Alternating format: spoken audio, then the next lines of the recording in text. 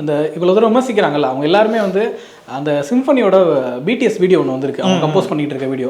அதை பார்த்தாங்கன்னா தெரியும் இவ்வளோ பெரிய உலகத்தில் இருக்க மிகப்பெரிய கலைஞர்கள்லாம் இருக்கிறாங்க. எல்லாரும் இளையராஜா வியந்து பார்க்குறாங்க.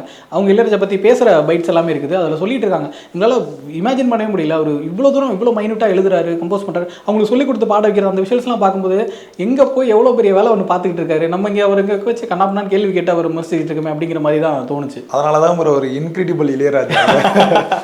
அது ஒன்று போட்டு இந்த சிம்பனி வந்து சாதாரணமான ஒரு விஷயம் இல்லை ப்ரோ. ஏன்னா இப்போ ஒரு 100க்கும் மேற்பட்ட இசைக்கலைஞர்கள் அங்கே இருக்காங்கன்னா வெறும் இசை மட்டும் வச்சு பண்ண போதில்லை. அதில் வந்து இந்த காற்று கருவிகள் இருக்கும், இந்த கம்பி கருவிகள் வந்து இருக்கும், இப்போ அந்த தாள கருவிகள்னு சொல்லி இருக்கும். இந்த 100 பேருமே ஒரே மாதிரி வந்து இசையமைக்கணும். அப்போனா மட்டும்தான் அது வந்து கரெக்டாக இருக்கும். அது வந்து என்ன பேர் வச்சுருக்காங்கன்னா சிம்போனி நம்பர் 1 வேலையன்ட் இந்த பேர் வச்சு பண்ணுறாங்க. அந்த 100 பேரும் பார்த்து வியந்தது என்னன்னா, இந்த இசைவில் யார் இவர் இந்தியாவில் வந்து இப்படி இருந்து வந்து ஒருத்தர் பண்ணுறாரு, அது எவ்வளோ பெரிய விஷயமா அவங்க அதை பார்த்துருப்பாங்க ப்ரோ.